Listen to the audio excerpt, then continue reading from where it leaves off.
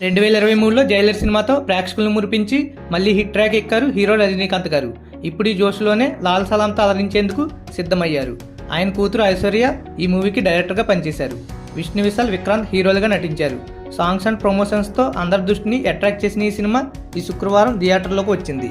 మరి ఈ సినిమా ఎలా ఉంది అనేది ఈ వీడియోలో తెలుసుకుందాం. ఈ మూవీ స్టోరీ విషయానికి వస్తే ఇది పూర్తిగా 1990ల కాలంలో నడిచే కథ.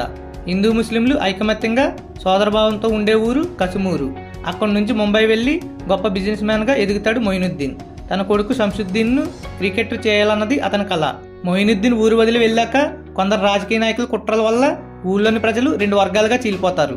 ఇక ఆ ఊళ్ళో 3 స్టార్ ఎంసీసీ టీమ్స్ మధ్య జరిగే క్రికెట్ ఆట కూడా మతం రంగు పులుముకుని గొడవలకు సెంటర్గా మారుతుంది.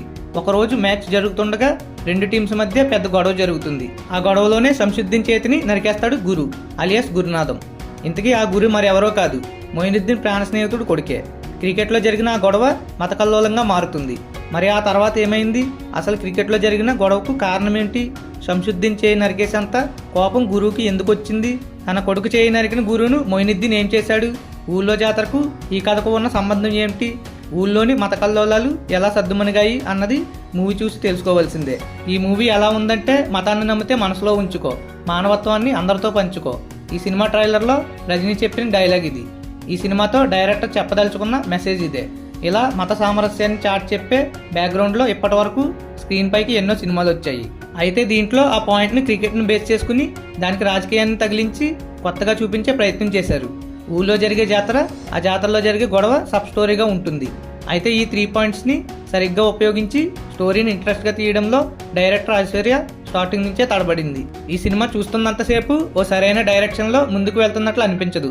ఫస్ట్ హాఫ్ అయ్యే వరకు అసలు కథ ఏంటో కూడా చూసేవారికి అర్థమవ్వదు. ఒక ఊరు ఓట్ల కోసం రాజకీయ నాయకులు కుట్రలు పన్నడం కట్ చేస్తే, ఊరి ప్రజల నుంచి తనను తాను రక్షించుకోవడం కోసం విష్ణు విశాల్ ప్రయత్నించడం, మరోవైపు ఊళ్ళో తలెత్తిన గొడవలతో సినిమా ఇంట్రెస్ట్గానే స్టార్ట్ అవుతుంది. కానీ ఆ తర్వాత స్టోరీ అంతా ఏదో సినిమాకి సంబంధం లేనట్లుగా ఉంటుంది. గురు ప్రపంచం, ఊళ్ళోని 2 మెయిన్ క్రికెట్ టీమ్స్ మధ్య జరిగే ఆట, ఆ ఊర్లో జరిగే రాజకీయ కుట్రలు ఏవీ ఇంట్రెస్ట్గా అనిపించవు.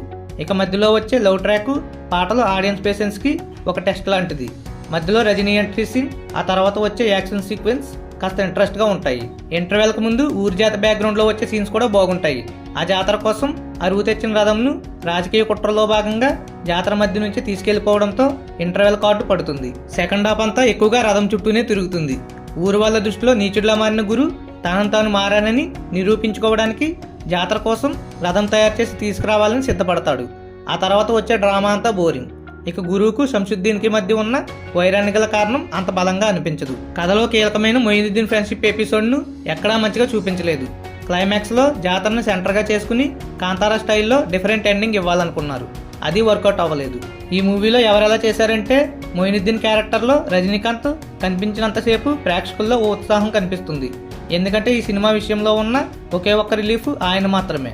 అయితే తను కూడా తన కూతురిపై ప్రేమతోనే ఈ సినిమా చేశాడేమో అనిపిస్తుంది. ఎందుకంటే దీంట్లో ఆయనలోని నటుడికి పని చెప్పే సీన్ ఒక్కటి కూడా కనిపించదు.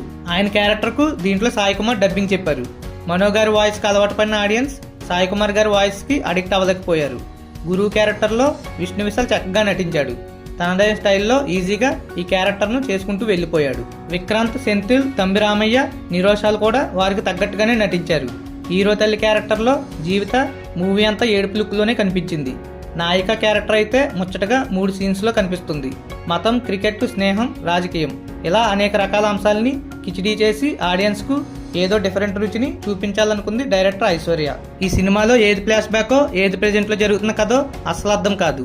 ఇక జాతర, ఆ బ్యాక్గ్రౌండ్లో వచ్చే సాంగ్స్, ఫైట్స్ అంతా మన పేషెన్స్కి టెస్ట్లా ఉంటాయి.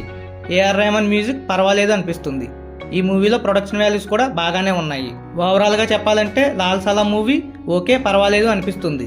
మీరు ఒకసారి మూవీని చూడొచ్చు అని నా అభిప్రాయం. మరి ఈ మూవీ మీకు ఎలా అనిపించిందో కామెంట్ చేసేయండి. ఇలాంటి మరిన్ని వీడియోస్ కోసం నా ఛానల్ని సబ్స్క్రైబ్ చేసుకోండి. సబ్స్క్రైబ్ చేయడం మాత్రం మర్చిపోకండి. Please do subscribe.